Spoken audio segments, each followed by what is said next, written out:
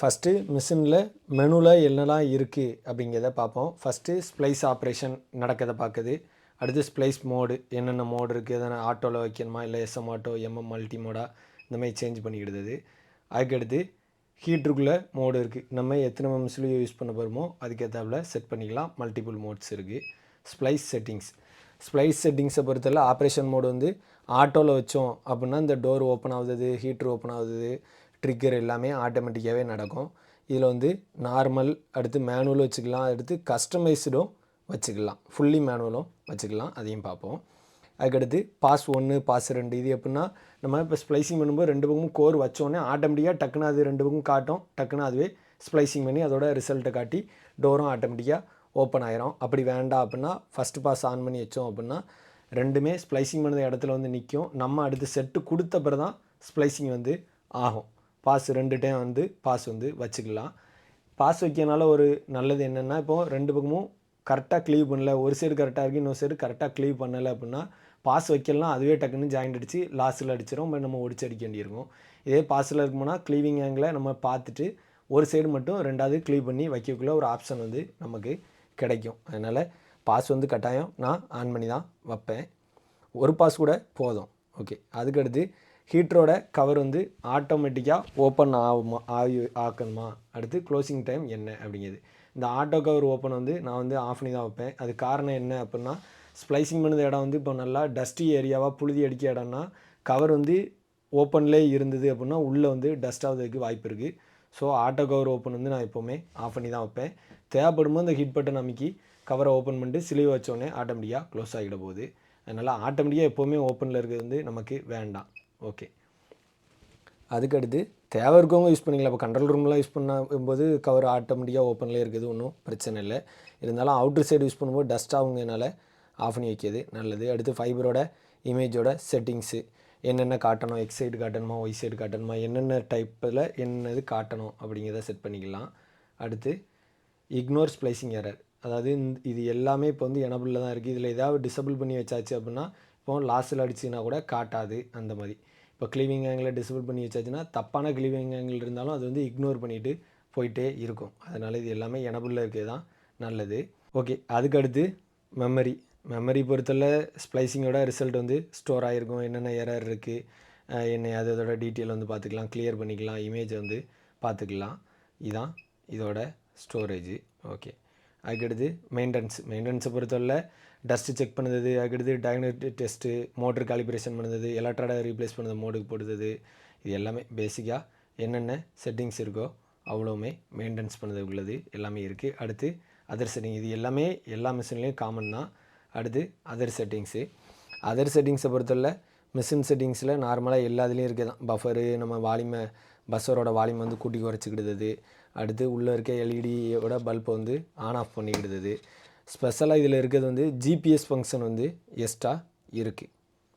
இந்த GPS function வந்து நம்ம ஆன் பண்ணி வச்சுக்கிட்டோம் அப்படின்னா உள்ளே நம்ம லாங்கிடியூட் லேட்டிடியூட்லாம் செட் பண்ணி வச்சாச்சு அப்படின்னா மிஷினை அந்த ஏரியா எங்கெங்கே ஸ்ப்ளைசிங் பண்ணும்போது அதோட லாங்கிடியூடோட சேர்த்து ஸ்டோர் ஆகிடும். ப்ளஸ்ஸு நம்ம ஜியோ ஃபென்சிங்கும் போட்டு வச்சுக்கலாம். அதை தாண்டி வெளியே போகும்போது ஸ்ப்ளைசிங் மிஷின் வேலை செய்யாத மாதிரி கூட செட் பண்ணிக்கலாம். இது வந்து நம்ம செக் பண்ணி எப்படி வேலை செய்யுது, அதை எப்படி செட் பண்ணணுங்கிறத தனியாக இன்னொரு வீடியோவில் செக் பண்ணி நான் அதை ஒரு வீடியோவாக அப்டேட் வந்து பண்ணுவேன். இந்த ஜிபிஎஸ் ஃபீச்சர் வந்து உண்மையிலே இந்த மிஷினில் கொடுத்துருக்கிறது ஒரு நல்ல விஷயந்தான் இந்த மாடலில். அதுக்கடுத்து பவர் சேவிங், நம்ம எவ்வளோ நேரத்தில் டிஸ்பிளே டிம் ஆகணும், எவ்வளோ நேரத்தில் ஷட் டவுன் ஆகணும், இந்த மாதிரி பேட்டரியில் எப்போ ஏசி பவர் இருக்கும்போது எப்படி, அதுமாதிரி பவரை ஆன் பண்ணும்போது ஓப்பனிங் டைட்டில் என்ன வரணும். டைட்டிலை பொறுத்தவரை இப்போ நம்மளாம் கேபிள் ஸ்ப்ளைஸ் டெக்குன்னு போட்டு நம்மளோட மொபைல் நம்பரை வந்து வச்சுருப்போம். எதுக்குன்னா இன்கேஸ் மிஷின் மிஸ் ஆனால் கூட அதில் மிஷினை ஆன் பண்ணும்போதே அந்த டைட்டில் ப்ளஸ் மொபைல் நம்பரோட வரும். அந்த மாதிரி நீங்களுமே ஓப்பனிங் டைட்டிலை வந்து செட் பண்ணி வச்சுக்கிடுங்க. குயிக் பூட் வந்து ஆஃப்லேயே இருக்கட்டும், நார்மல் பூட்டு தான் நல்லது. அதனால் குயிக் பூட் வந்து தேவைப்படுமான்னு யூஸ் பண்ணிவிடுங்க, எப்போதுமே ஆன் பண்ணி வைக்கண்டாம். அதுக்கடுத்து எலக்ட்ராடோட எப்போ வார்னிங் காட்டணும் என்னையாது இது எல்லாமே டிஃபால்ட்டாக உள்ள மாதிரியே இருக்கட்டு. அதுக்கு அடுத்து இருக்கிறது வந்து ப்ளூடூத் ஆப்ஷனை பொறுத்தளவில் க்ளீவரையும் நம்ம ப்ளூடூத் வழியாக கனெக்ட் பண்ணி யூஸ் பண்ணிக்கலாம். ப்ளஸ்ஸு ஸ்ப்ளைஸ் ப்ளஸ் ஆப் வழியாக மொபைல் வழியாகவும் கனெக்ட் பண்ணி மிஷினோட ஸ்டேட்டஸை வந்து பார்த்துக்கலாம். சில பேசிக்கான டீட்டெயிலை வந்து பார்க்க முடியுது. அதுக்கடுத்து ப்ளூடூத் வழியாக கனெக்ட் பண்ணோம்னா க்ளீவரோட பிளேடோட பொசிஷனை மாற்றிக்கலாம், அதை ஆட்டோமேட்டிக்காக மாற்ற மாதிரியும் செட் பண்ணிக்கலாம். ஸ்ப்ளைஸ் ப்ளஸ் ஆப்போட டெமோ வந்து பார்ப்போம். ஆண்ட்ராய்ட் ஃபோனில் வந்து ஸ்ப்ளைஸ் ப்ளஸ் ஆப்பை வந்து இன்ஸ்டால் பண்ணிக்கிடுங்க. ஃபஸ்ட்டு பேர் பண்ணதுக்கு ப்ளூடூத்தில் போனோம். அதில் பேர் வித் ஸ்ப்ளைஸ் ப்ளஸ் அப்படிங்கிறதுல போய் பேர் வித் ஸ்ப்ளைஸ் ப்ளஸை ரன் பண்ணணும். இங்கே ஃபியூஷன் ப்ளைஸர் அப்படிங்கிறத வச்சுக்கிடுங்க. இந்த பக்கம் எக்ஸிக்யூட் கொடுக்கும்போது அந்த மிஷினோட டீட்டெயில் இங்கூடி காட்டும். அதை கிளிக் பண்ணோம்னா டேரெக்டாக பேர் பண்ணையா அப்படின்னு காட்டும். பேர் கொடுத்தோம்னா உடனே பேர் ஆயிரும். ஈஸியாகவே பேரிங் வந்து முடிஞ்சிடும். இதில் வந்து பேசிக்கான சில டீட்டெயிலை பார்த்துக்கலாம். அதுக்கடுத்து ஸ்மார்ட் லாக்னு ஒரு ஆப்ஷனும் இருக்குது. குறிப்பிட்ட டயத்துக்குள்ளே லாக் ஆகுத மாதிரி நம்ம அதை கூட செட் பண்ணி வச்சுக்கலாம். என்ன ஆர்க்காயிருக்கு, இதோட லாக் டீட்டெயில் பார்த்துக்கலாம். பேசிக்கான சில டீட்டெயில்களை வந்து பார்த்துக்கலாம். ஸ்மார்ட் லாக்கும் இந்த மாதிரி பாஸ்வேர்டு போட்டு நம்ம வந்து லாக் பண்ணிக்கலாம். டைம் லிமிட் வந்து போட்டு வச்சுக்கலாம். எப்போ பாஸ்வேர்டு எக்ஸ்பிரி ஆகணுங்கிறதையும் செட் பண்ணி வச்சுக்கலாம். இது உண்மையிலே ஒரு நல்ல ஆப்ஷன் தான். ஃபைனலாக கைடு வந்து இதில் என்னென்ன புதுசாக வந்திருக்கு அப்படிங்கிறது, இந்த ஜிபிஎஸ் ஃபியூச்சர் கூட வந்திருக்கிறத பற்றி கூட போட்டிருப்பாங்க. இதை வந்து எப்படி நம்ம ஆன் பண்ணணும், எப்படி இந்த மாதிரி செட் பண்ணணும் அப்படிங்கிற டீட்டெயில் வந்து இதில் போட்டிருக்கு.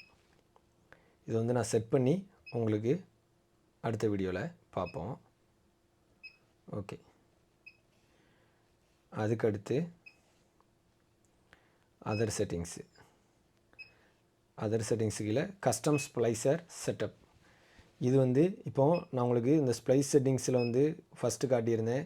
ஆட்டோவில் வந்து கஸ்டமைஸ்டு ஆப்ஷனும் இருக்குது அப்படின்னு. இந்த மாதிரி நம்ம கஸ்டமைஸ்டும் பண்ணிக்கலாம். இதில் இந்த மாதிரி கஸ்டமைஸ்டு இருக்குது அப்படின்னு உங்கள்கிட்ட சொல்லியிருந்தேன்.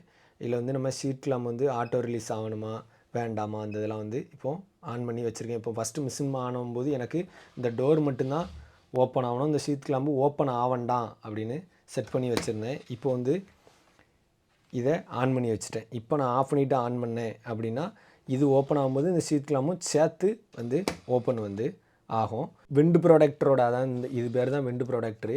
இதோட மோஷன் வந்து பவர் ஆன் பண்ணும்போது ஓப்பன் ஆகணும், ப்ளஸ்ஸு ரீசெட் பட்டனை கிளிக் பண்ணும்போது ஓப்பன் ஆகணும், ஸ்ப்ளைஸ் பண்ணி முடித்த பிறகு இது ஓப்பன் ஆகணும், ஏதாவது எரர் இருந்தாலும் ஓப்பன் ஆகணும். இந்த மாதிரி 4 இதையுமே நம்ம தனித்தனியாக கஸ்டமைஸ் வந்து பண்ணிக்கலாம்.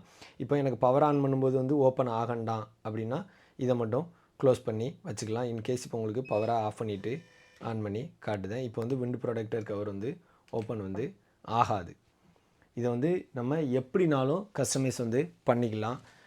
ஸ்ப்ளைஸ் பண்ணி ஃபினிஷ் ஆனோடனே உடனே எனக்கு டோர் வந்து திறக்கக்கூடாது, நம்மளே திறக்கணும் அப்படிங்கிற மாதிரினாலும் நம்ம செட் பண்ணி வச்சுக்கலாம்.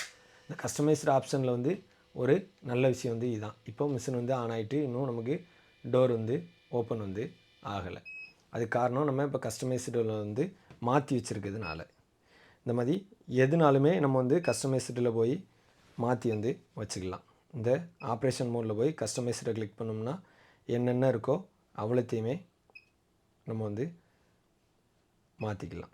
இப்போ இது வந்து மறுபடியும் ஓப்பன் வந்து பண்ணியாச்சு. ஸோ இந்த மிஷினில் எனக்கு பிடிச்ச விஷயம் வந்து இந்த புது மாடல் ஒர்க் ட்ரே வந்து உண்மையிலே நல்லா இருந்துச்சு.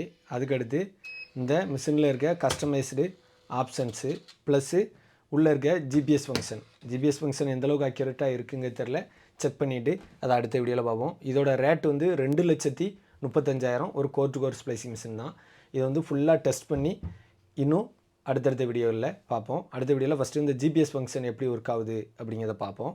அதுக்கடுத்த வீடியோவில் நம்ம ஃபுல்லாக செக் பண்ணிவிட்டு இதோட ஃபீட்பேக் என்ன அப்படிங்கிறத இன்னொரு வீடியோவில் பார்ப்போம். மேலும் இது போன்ற டெக்னிக்கல் தகவல்களுக்கு நமது கேபிள் ஸ்ப்ளைசர் சேனலை சப்ஸ்கிரைப் பண்ணி சப்போர்ட் பண்ணுங்கள். தேங்க்யூ.